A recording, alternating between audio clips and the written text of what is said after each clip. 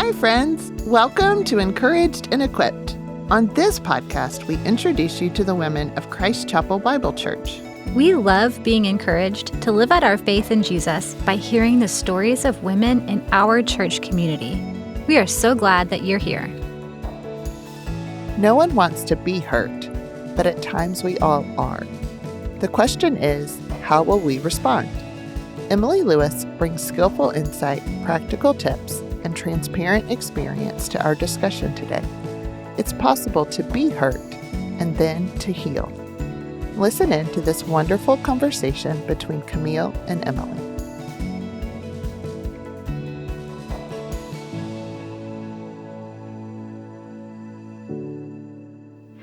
Hi, and welcome to Encouraged and Equipped. Today, we are here to talk about hurt.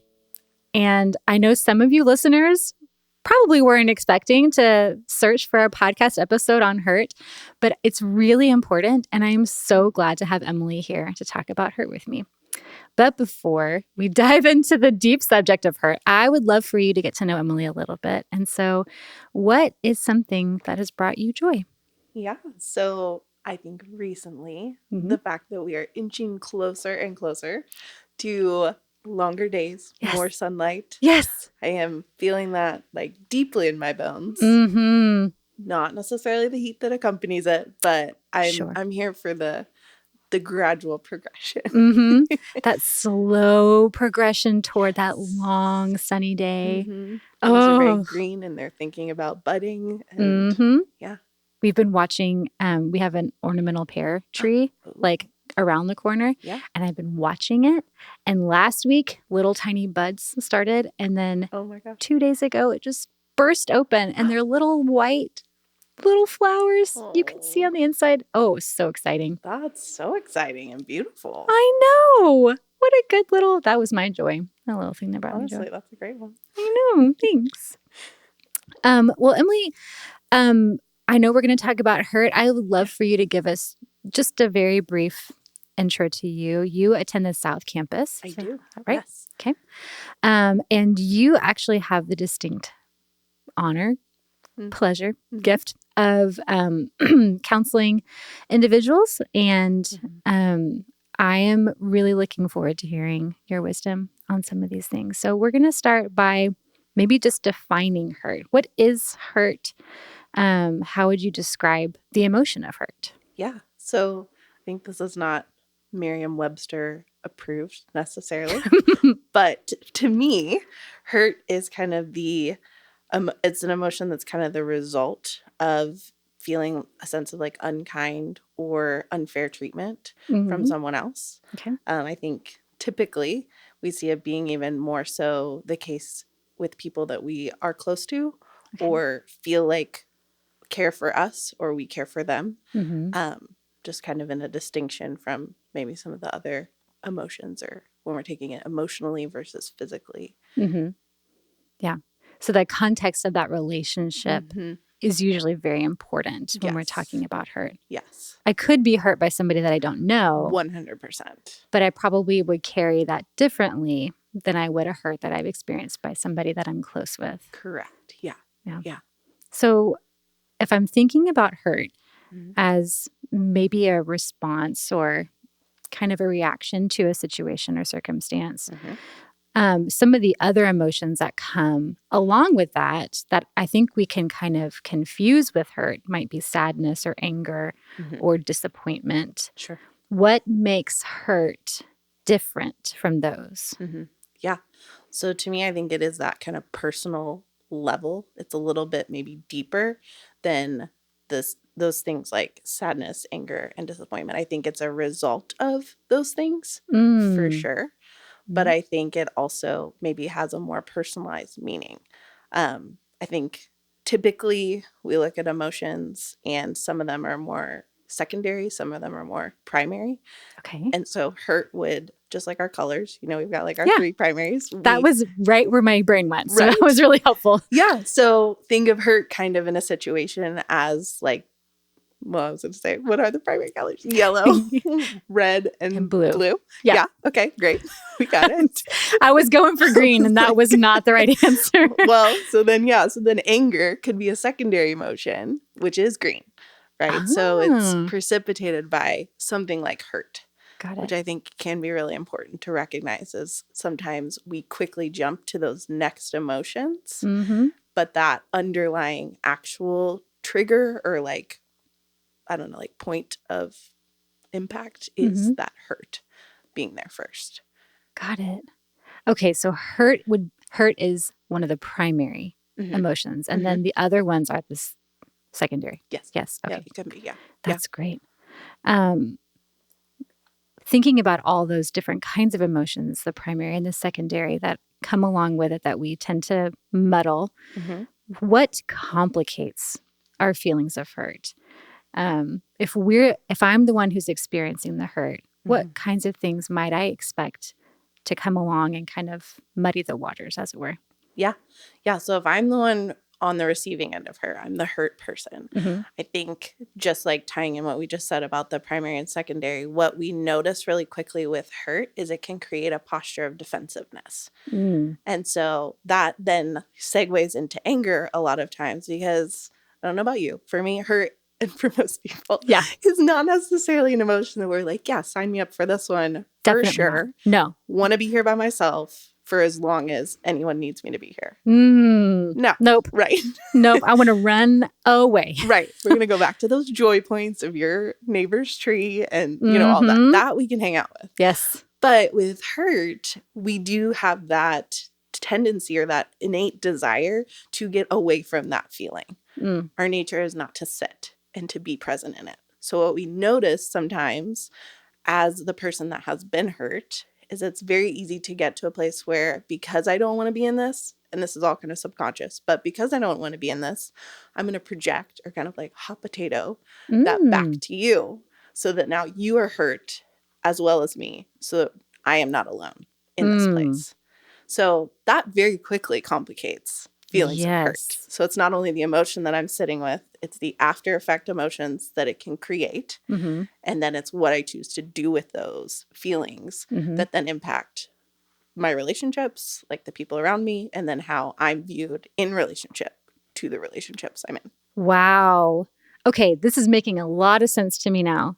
Okay, so if I'm the one that's hurt, okay, I'm taking on that feeling, I'm putting it on, I don't want to be here alone, I'm hot potatoing, and essentially, am I right in thinking in this kind of metaphor, my response then is a hurtful action to somebody else in order to put them in the same place where I am to equalize the playing field and not be so alone in our hurt. Right. Oh. Yeah. Yep. Or think about, you know, like your kids, even if one of them does something that the other doesn't like and it feels hurtful in any realm of that word, then sometimes their innate desire or action is verbal. It's not even like an actual act. Right. You know, but sometimes maybe it is like, and then I hit you back, you know, or whatever. So that's kind of that mental picture we want to have. That's our kind of just human reflex. That we're working to interact with a little differently. But that very quickly complicates what either was done intentionally or even unintentionally. Then we can very quickly escalate that into X, Y, and Z situations. Okay. Unscripted question. I'm giving you a forewarning that it's not scripted. Let's think about the fact that if I'm the one that was hurt, let's pretend like this didn't really happen yesterday. Somebody was really mean to my kid. And he came over and said, somebody's bullying me. And I was immediately like, he's hurt. Right. I'm hurt. Right. I want to sit with him in his hurt for a minute, but then I want to respond, right? Correct. Okay. So how do we think it's possible for us to allow somebody to come and sit with us when we are hurt and just be hurt? Yes, it's possible to do that. And how? Right. Wow.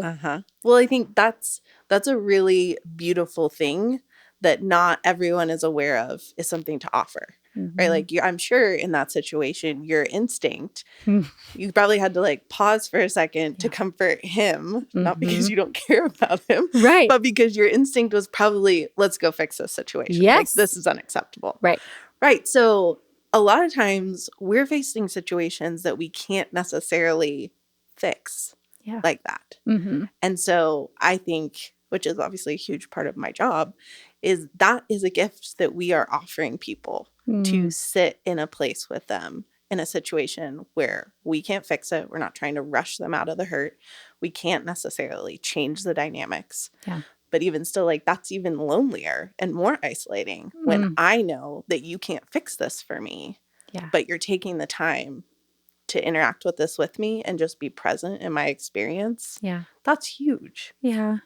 And that is, I mean, that's the gospel also, Mm-hmm. like that Yes. is Jesus, like weeping with those who weep, he calls us to mourn with those who mourn. Like this falls into that umbrella category. Mm-hmm.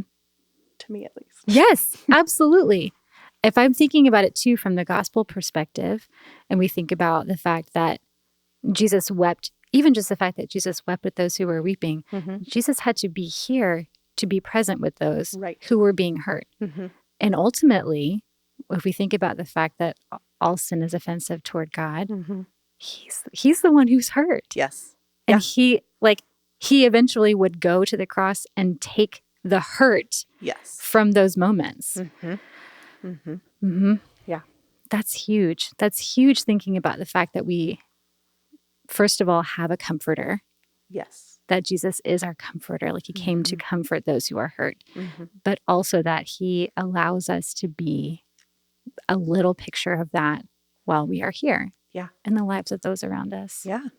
No, it's a huge thing to be mindful of and pay attention to.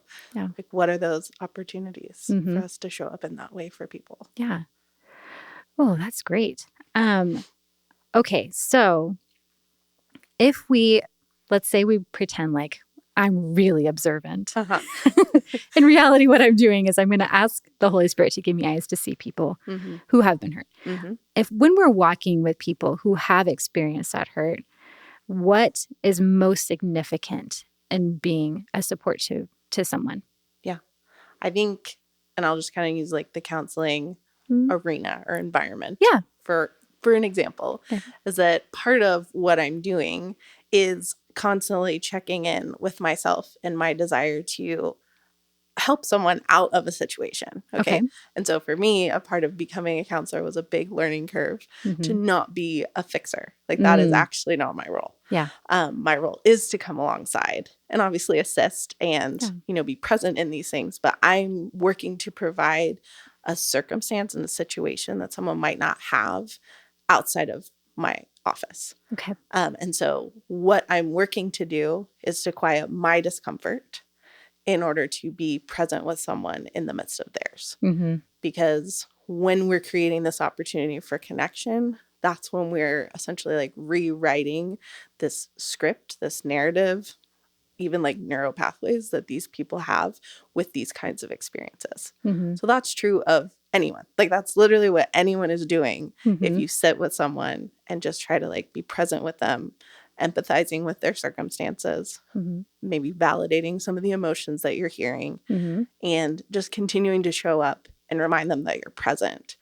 And maybe it's doing little things, right? Like maybe it is like, hey, I brought you a coffee, or, it can be those kind of tangible things. But really the true gift to me is to be emotionally present. And that is how we can show up with people that are maybe going through something and experiencing that hurt that we can't do anything about. Right. And that they might not even be able to do anything about. Right. Which then feels even more overwhelming. Yes. You said being emotionally present. And if you, listener, are like me and might not have had the most experience with that phrase, Emily, can you tell us what the difference is between being like physically present in a room and being emotionally present? Is it a matter of vulnerability, or like, am I actually actively emoting with somebody if I'm being emotionally present? Yeah. So I think it could be kind of any of those things. Okay. Honestly, I think to me, I would even just start, if we're looking for like a baseline example, it would even just be that like, hey, I'm here and I know that I can't fix this for you. And I want you to know you're not alone. So I would love to just like literally sit presently with you in this, if that's what you need. It could also be like, would it be helpful if we went to lunch and talked about this?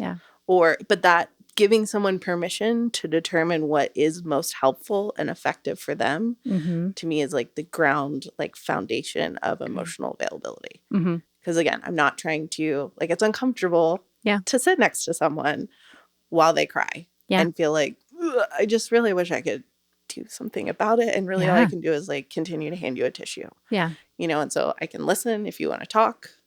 I can not talk if you need permission not to talk. Like if you're exhausted, if you want to do something fun and distracting because you're tired of crying, all of those are ways that we are just kind of checking in more primarily on the other person and in with the other person and inviting them to have an opportunity to determine what they need. To me, that's kind of then more the ground basis of what we're looking for with emotional availability. But then if it is, it doesn't mean it's not a two-way conversation. So then that also then can be a part of that. But I think sometimes we jump into like, okay, well, we could do this, this, and this, or have you tried these things? Or, okay, well, this actually reminds me of a time when all these other things. And I think just that pause and that listening to the Holy Spirit of like, is that what I'm trying to say? Because it's actually like of you and what would be helpful now? Or am I just uncomfortable? And I don't want them to be going through this. So I'm going to try to throw things at them in order to kind of like distract or shift the emotion. Being willing to stay there in the moments that are very uncomfortable. Or could be uncomfortable. Right. Not always. No, definitely. What, in your experiences, I'm sure we could think of a long list, but what are some of the healthy or unhealthy coping mechanisms? And maybe I'm not even delineating those properly as healthy and unhealthy, but what are some of the coping mechanisms that might assist us or maybe start to derail us? Yeah. So I think verbiage wise, maybe if I could push back a teeny tweak bit. it. Yes. Yeah. So for me, it's like an effective versus ineffective. There we go. And that's good. That's always kind of a little more ambiguous. So what could be healthy or effective today might not be the most effective in another situation tomorrow. But it's kind of that marker. There's no like direct good or bad so much as what moved me towards my goal, what pushed me further away from my goal. And that's kind of our margin there. Okay. So with coping mechanisms, I think for me, I see it more and more like communication. If we're talking about hurts between two people, that can be a really important part of what we see being most effective.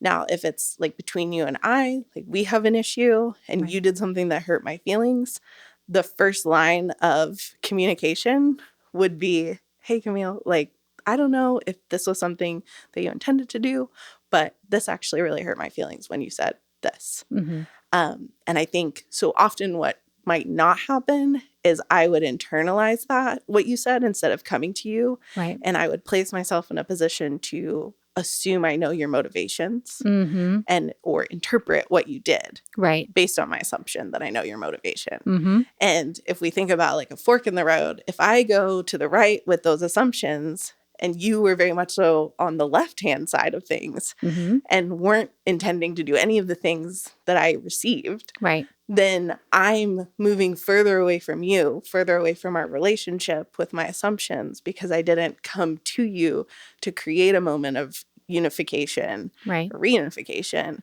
by communicating how I was feeling. So then I might just kind of sit with this frustration, hurt, disappointment in you, feeling like there was a breach of trust in our relationship. And I continue down, just like plodding down that path.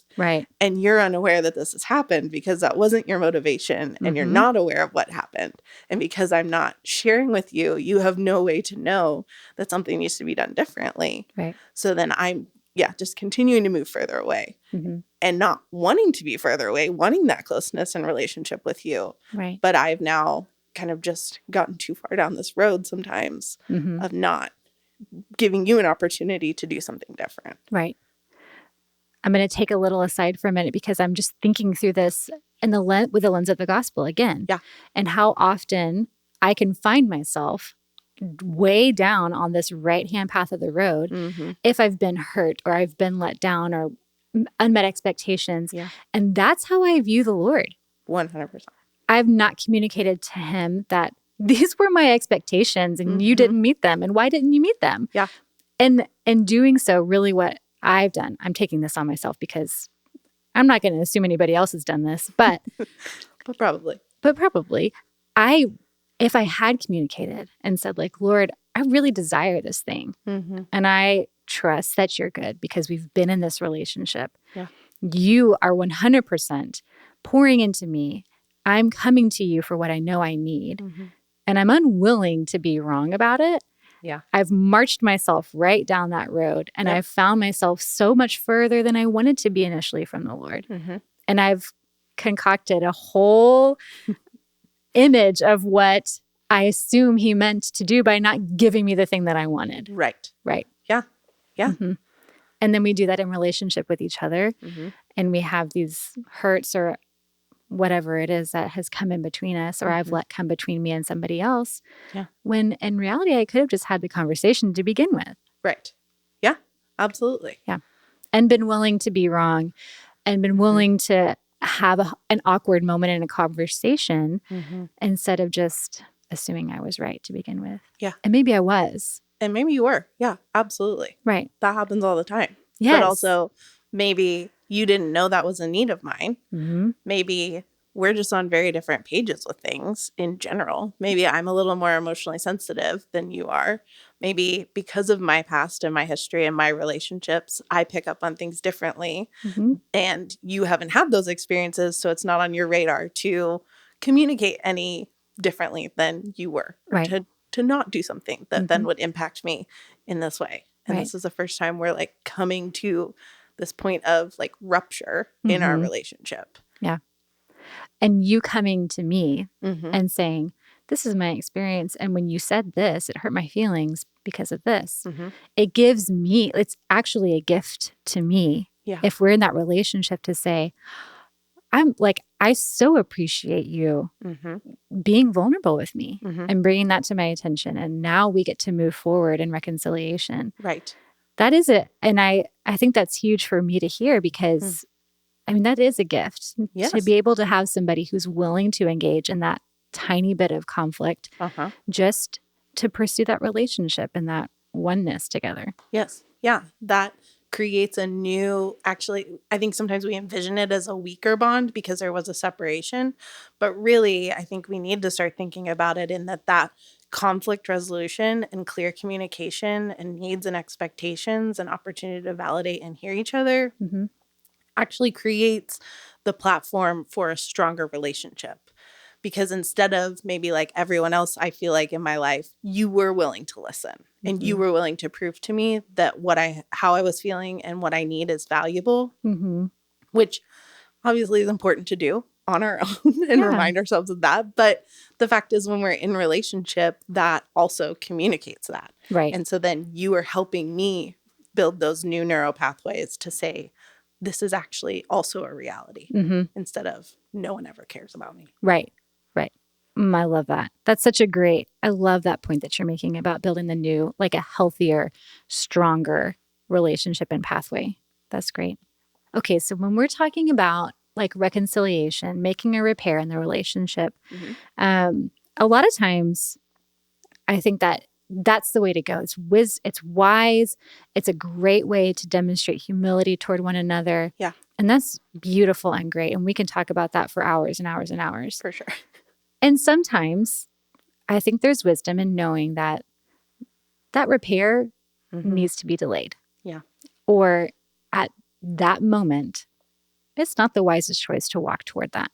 Can you talk to us a little bit about what that might look like? How would one know? So for me, there's a couple of different situations I think we could find ourselves in. Some of them, I'm going to say they're going to vary on levels of intensity. Okay. So for instance, if I put a feeler out to you in this situation we've been talking about, Where if I say, hey, this actually really hurt my feelings, and you don't respond to that, or you get very defensive and push me away further because you're now hurt that I was hurt by what you maybe unintentionally did, that can create that separation. And so then maybe I don't need to chase you in that because I've given you that information. And so even just keeping the door open as to like, hey, I do care about you. And if you ever want to circle back or have this conversation again, I am open to that. But I'm kind of placing that ball maybe a little bit more in your court because of then the impact of that reaction on you. But I think also, so that kind of being an example, I think also, you know, we have people that have a lot of hurt from their family dynamics. I think, again, we can potentially put those feelers out. But what I really encourage my clients to do is, in a lot of situations, to me, it's a matter of, am I going to be okay, or how okay and safe with myself can I be if I approach you about this past conflict and you're not willing to engage with me? Is that going to set me further back in all the work that I have done on myself individually, spending time processing and working through and validating myself for these hurts and experiences that I've had? If you're not in a position to do that, which again, we teeter the line of, is this an assumption that they're not, or have they actually communicated? Right. But to me, it goes a little bit back to this. And how, like, air quotes, like, okay, am I going to be if this goes the complete opposite of how I hope that it does? Right. That might be a little indicator of like, okay, Lord, this might be something that I need to keep in your lap for right now and continue to be prayerful about it, and prayerful that you will give me guidance on when like the right moment or opportunity might present itself. Right. I think then maybe the most intense scenario that we're talking about or could be talking about with hurt is when we're discussing like an abuser and a survivor. And in those kind of situations, I think unfortunately, and not across the board, but we might be dealing with situations where reconciliation is not achievable, maybe like this side of heaven. Right. And even just knowing the dangers that we could be placing ourselves in as a survivor if our goal is to just completely re-engage and reconcile based on like our normal standard of reconciliation, like have a conversation, you hear where I'm coming from, you apologize to me for X, Y, and Z, and then we just are able to move forward together. Right. That might not actually be achievable. There might not be like remorse or regret or any of those words attached to that abuser's, you know, viewpoint. Right. So then me as a survivor engaging with that could be more damaging because it provides an opportunity for me to get sucked right back into that dynamic. And so then it could not obliterate the work that I've done, but really, really take me down at the knees on what I've fragilely worked to build myself back up with independently. So in those kind of situations, sometimes I think even like writing a letter that you do or don't send is a great way to create an opportunity and outlet for like the processing and the act of communicating to yourself. Like, I am working to release my side of this equation. Right. Because I cannot control the other person in this equation's standpoint or openness or any of those things. Right. Yeah. What you said is it's such a great picture, and it's such a great explanation of the different levels of how we engage in reconciliation, or how we pursue reconciliation, and in those circumstances. And I love that you're talking about this from the perspective of, as a person who has experienced the hurt and who wants to pursue reconciliation, and you said air quotes, okay, like how okay am I going to be if I don't get the response that would indicate that there is a possibility for reconciliation? What, as a believer, like if you're talking with somebody who deeply loves the Lord and really wants that reconciliation, what would you say the things are that make a person okay with the outcome of those circumstances? So I think the kind of going into it with like truly able to manage the expectation of just saying like, maybe Lord, this is what I feel you're calling me to. And I know that you have taken me this far. You've created this support system around me that I can be disappointed with, that I can be hurt again in the midst of them comforting me and supporting me, because you have created all these other outlets to remind me that who I am is not defined by this experience or by this individual and their like treatment or view of me. That I'm defined by who you say that I am. Right. And you've placed other people in my life that are helping validate that and remind me of that on a really frequent basis. Right. That's beautiful. The other side of this coin is thinking about when we are the ones who have done the hurting. Yeah. And I think, first of all, I think it could be a whole separate episode talking about hurt when we are the offender and hurting somebody else. But I do want to mention it here because I think it's important to remember not everything is as black and white as we'd like. And none of us are above reproach in the sense of, I do have the capability of hurting somebody else, unfortunately. Yeah. And as much as I don't want to do that, I will find myself in that position. Absolutely. And so what do we do? Yeah. What do we do when we're the ones that have done the hurting? Yeah. Well, I think if we use the situation of me coming to you when you have hurt me, I think the openness, because again, our default there is that you would maybe be like, well, why would you think that I would ever want you to feel all these kinds of ways, or that what I said meant this, and so again, we can just as easily as the offender jump from hurt to anger to projecting that feeling because we're defensive, right? The pride pops back in there. Yep. And so I think being mindful that pride really, really has the ability to jeopardize our relationships. Yeah. And I think there's a balance here of, and I'll use the new example. Okay. If I accidentally kicked you under this table and you automatically reacted and said, I can't believe that you would intentionally kick me under this table and want to hurt me in this way. Right. Right. Well, let's make it a little lighter than some of the other things we're talking about. Listener, you don't know that this table is huge. Yeah. I stretched my leg out and I'm not even remotely close. Also, I have like the world's shortest legs imaginable. Same, honestly. So, okay. For all intents and purposes. So what I think me as the offender is going to wrestle with here is I didn't want to hurt you, but now I'm also responding or trying not to respond to your assumption that my motivation was to hurt you intentionally.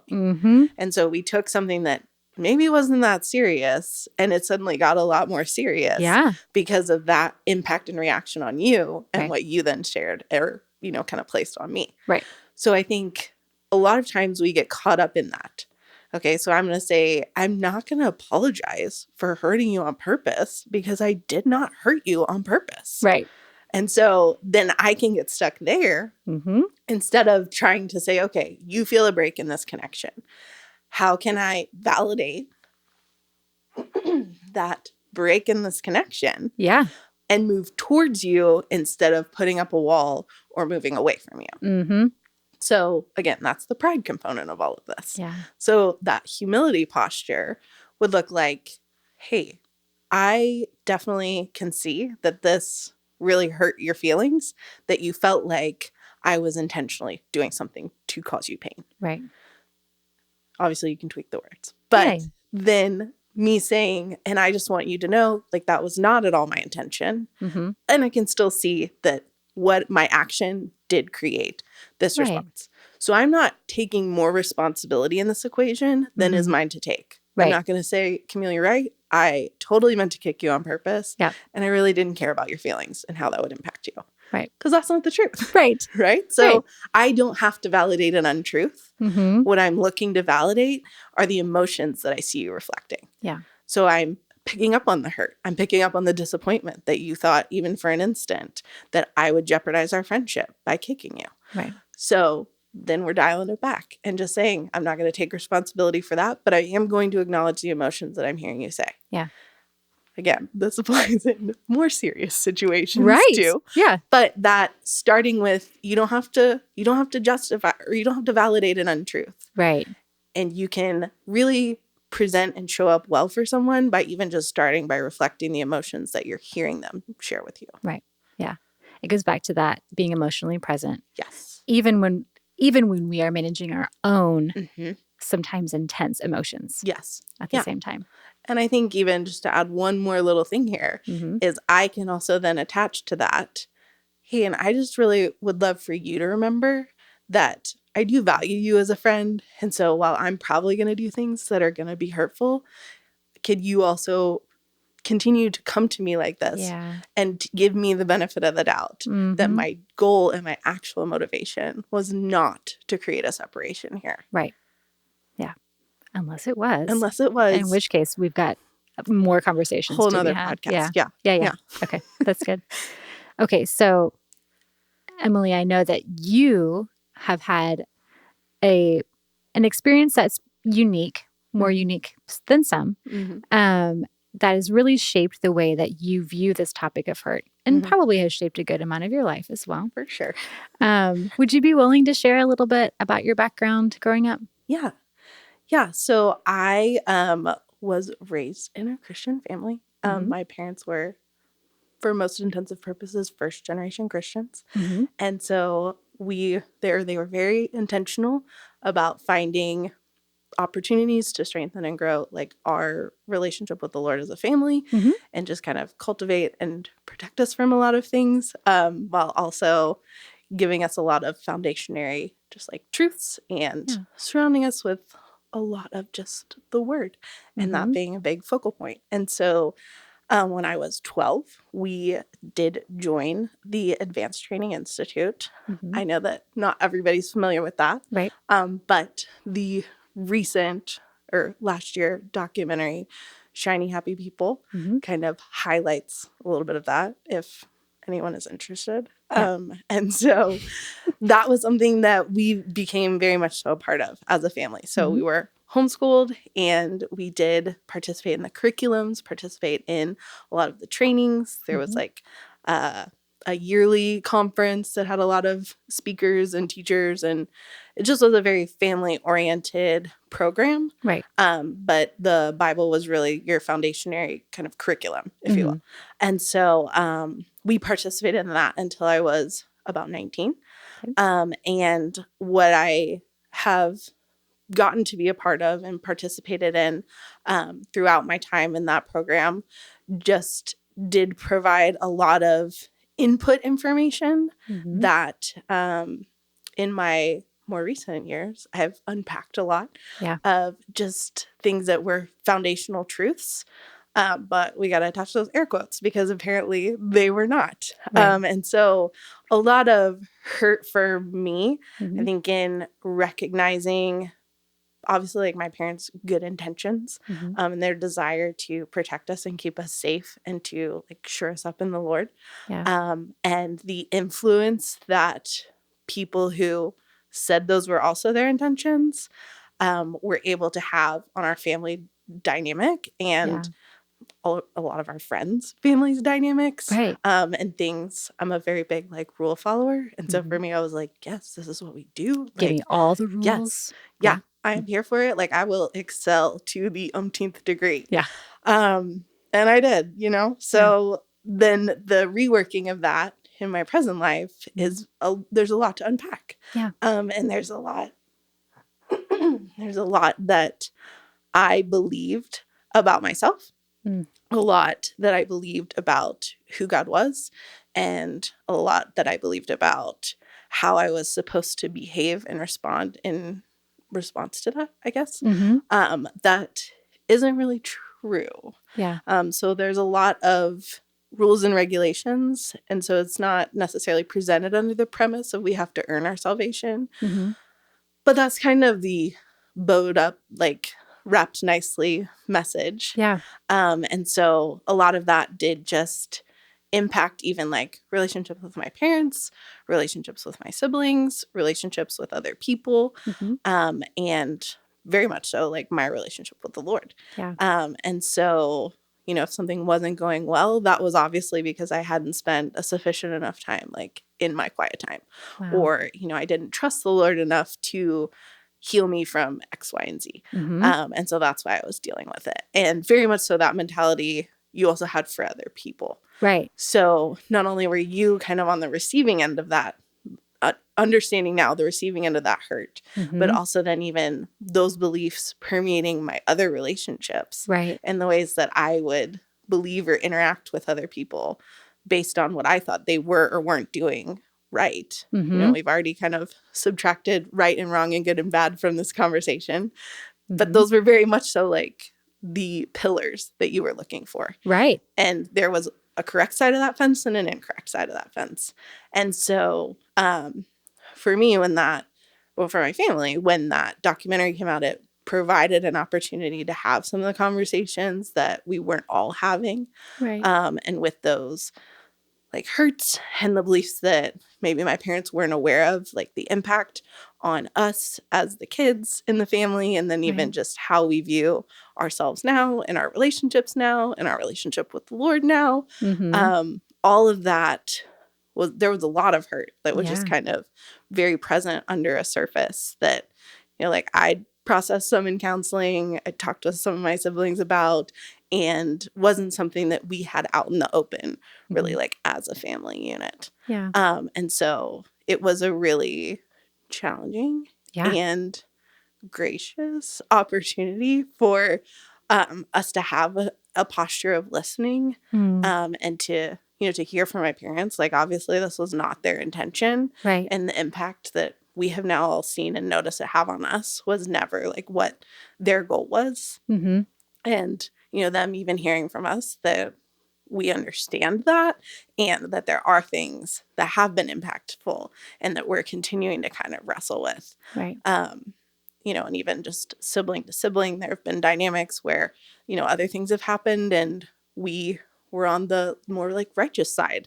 of that equation, or felt like we were. And so even taking time to, just be humble, honestly, in that dynamic, and listen to the impact of even just like what my actions and words have done to impact even just my siblings. Right. All of that was, very much so something that came to mind when you asked me about talking about hurt. Yeah. Because I think even as the church, we make mistakes, or it's built of people. And so, I think in the like Advanced Training Institute and Basic Life Principles realm, there was like a glorification of a lot of people and feeling like their interpretations of things was the gospel, and it very much so wasn't. And that's not the gospel's fault. That is those individuals' responsibility that they, are going to be held accountable for. And, just even that differentiation of we can be hurt by people because we will be hurt by people. Right. And even those people that are representing the Lord, like are not necessarily the Lord. Right. Absolutely. And I think as people, obviously we belong to a church that we want to uphold the truth. Yes. We want the gospel to be the thing that people hear. And I know, like I am sinful. And when I present the gospel or any facet of it, I do want to be mindful that this is a responsibility. And with that comes the opportunity for misinterpretation, or for my pride to come in, or this or that. And so it's great to be aware of that, and in any circumstance, in any relationship. But I'm glad you pointed out the fact that you were able at one point to be able to, with your family, go through those conversations and unpack those things and talk about the way that this impacted not only your individual life, but your family life, and in your relationships with your friends and other people. What would you say was like the catalyst for helping you know that maybe this isn't a right idea? Maybe this isn't really what God thinks about me or my sin. Maybe my view of God is not really what was presented to me, was not really who God is. Yeah. I think it was probably just a lot of having other input, right? So being a part of a church like Christ Chapel, and having other women and opportunities to participate in other, like any other gospel forward organization or, anything church. Yeah. Really then called into question a bit of those messages, because I think they were also reinforced in some of the churches that we found ourselves in that were also participants of, you know, the program or similar programs. And so it was kind of a from all angles. So then when I was able to when I was on my own and was in college and graduated from college and finding new environments, that really helped play a role in even just the option of something other than this was being presented to me.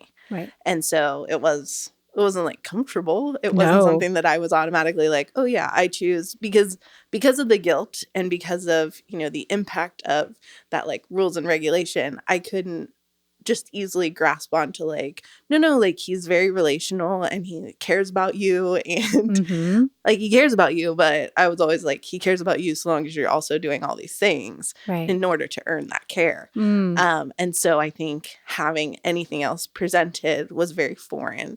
And I think truly was modeled in my relationships with other people and the way that they treated me and interacted with me and just constantly presented me with like that factual gospel. Yeah. And so it became more tangible for me, while also just kind of being submersed in it. Right. Yeah. And I think for me, probably something important to mention is that while I am a counselor, I'm not very good at identifying my emotions.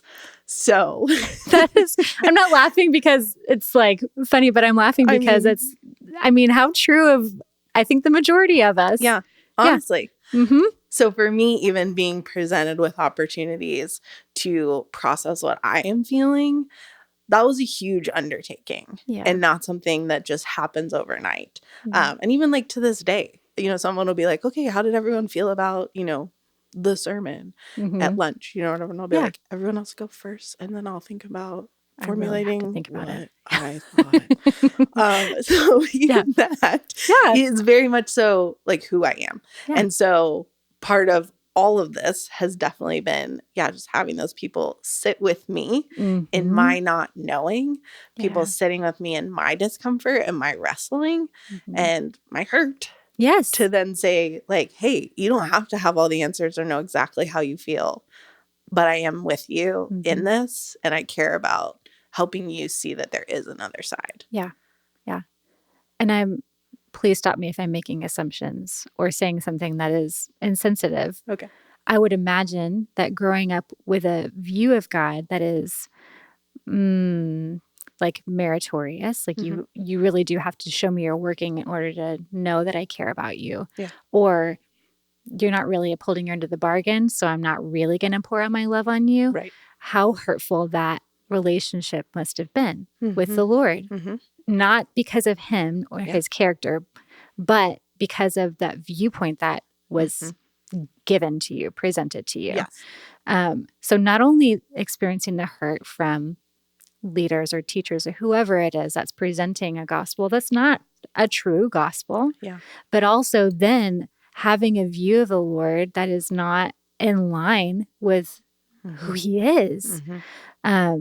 To think that you're following a God and worshiping a God who would be anything other than gracious and holy and just, and a God who was willing to take on our flesh and willing to be wounded for us, and willing to sit with us when we really don't know what the chaos around us means, and be patient and forbear all those things with us, would be really hurtful. Yeah.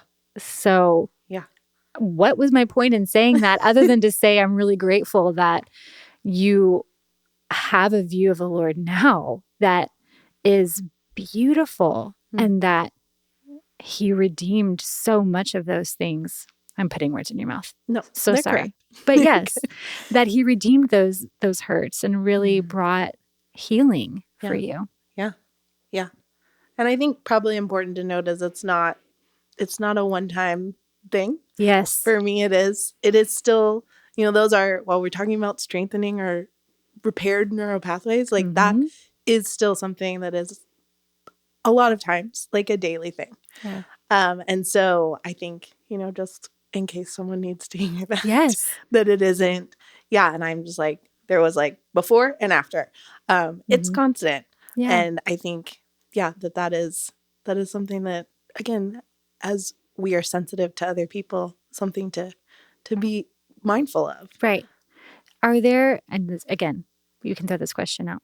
Mhm. Are there moments or times when you, let's say you wake up on a Thursday Yeah. and you think like, man, I'm just feeling hurt. Like Mhm. I'm really wrestling with this idea that God is merciful. I'm Mhm. really wrestling with this idea that God is going to show up Mhm. in a way that shows me he loves me. Yeah. Do you have days where, like you said, you're still repairing sometimes? Mhm.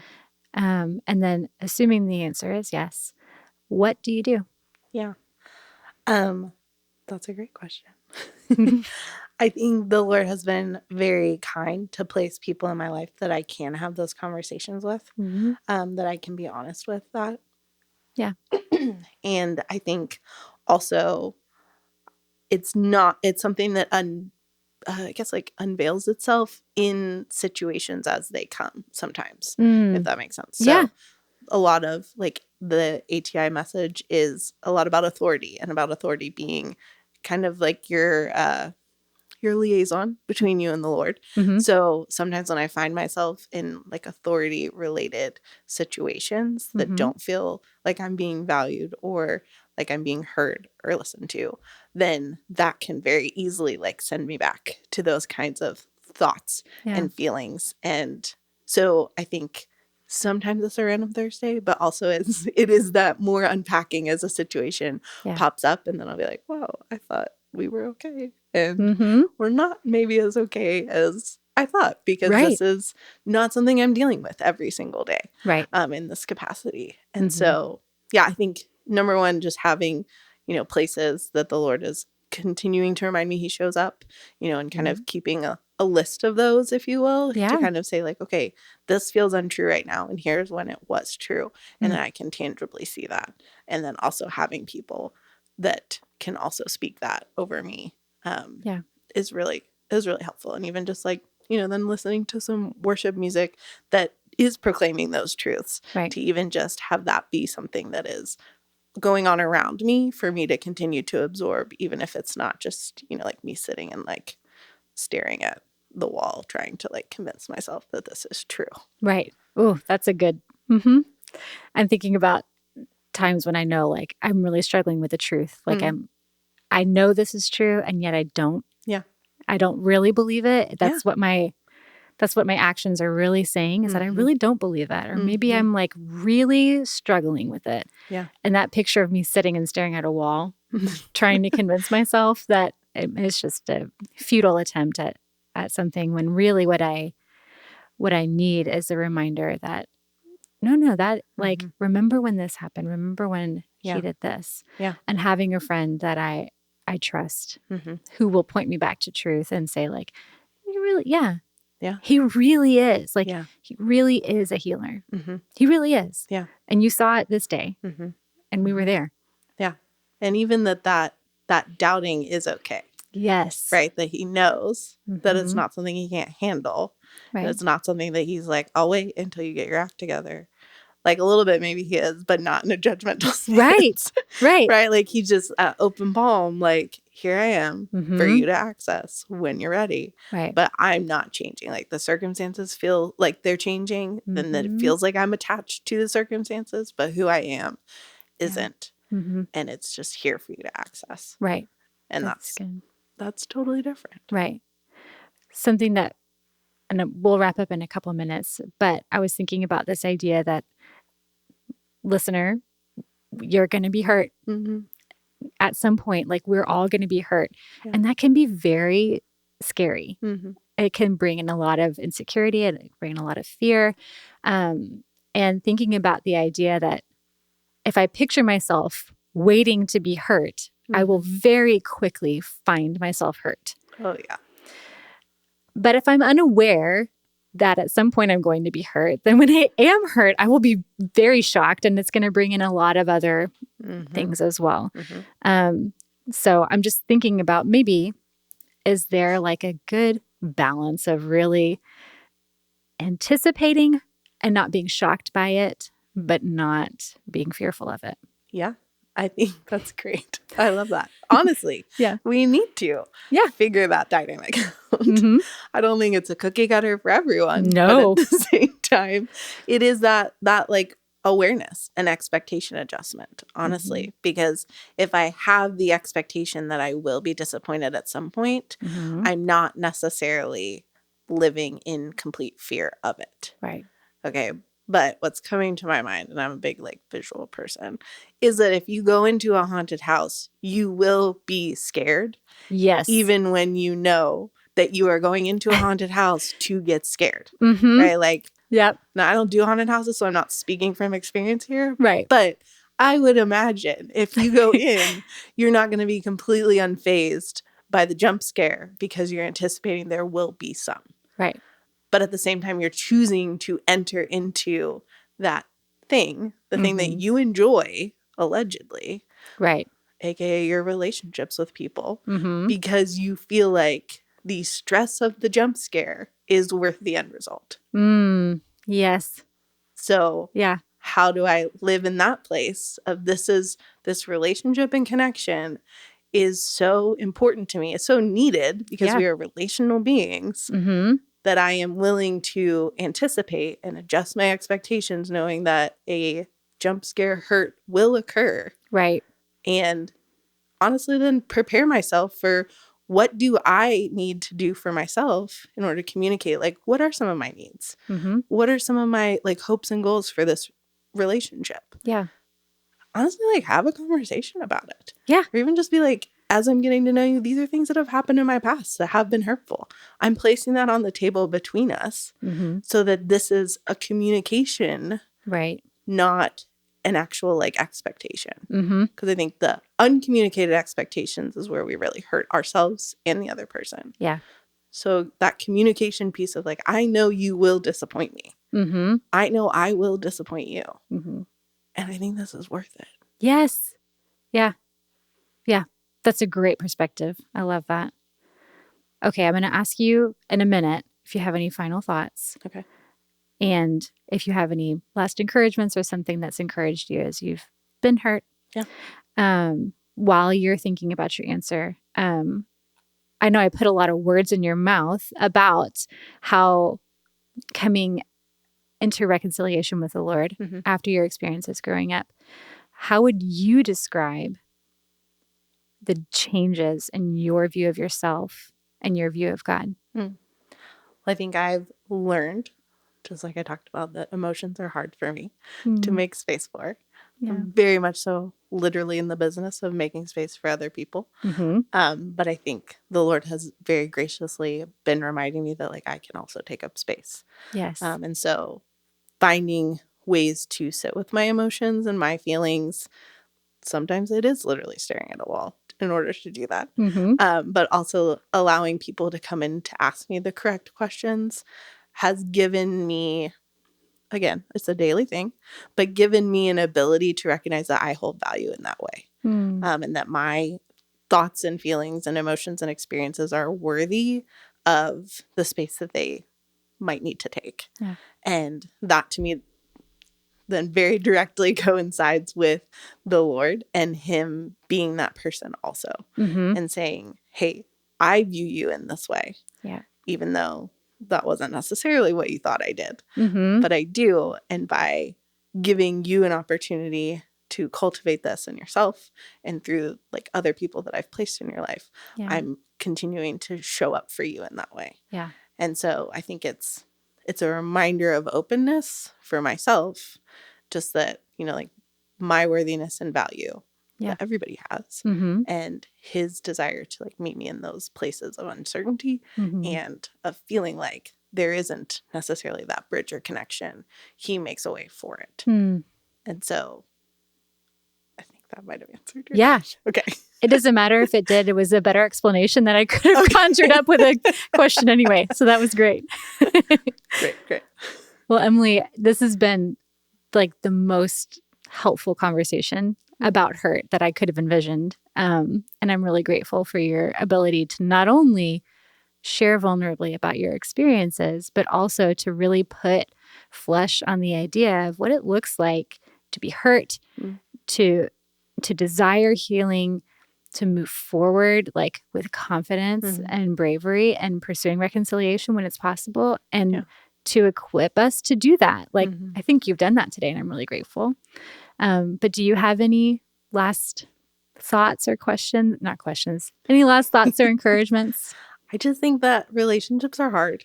Yes. And that's just true literally across the board, because we're all operating in our own little spheres, and we're trying to merge them with other people in order to feel the connection and the closeness that literally is, again, back to the Lord, like what he created us to have with him primarily, and to emulate in our relationships with other people.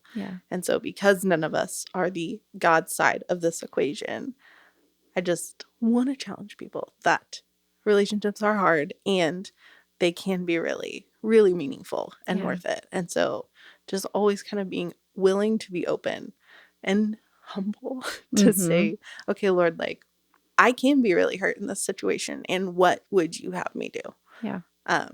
Not easy. And I think an important thing to remember is that reconciliation has the opportunity to happen at any point in time. It could have been 3 years since you've had this hurt interaction with a friend.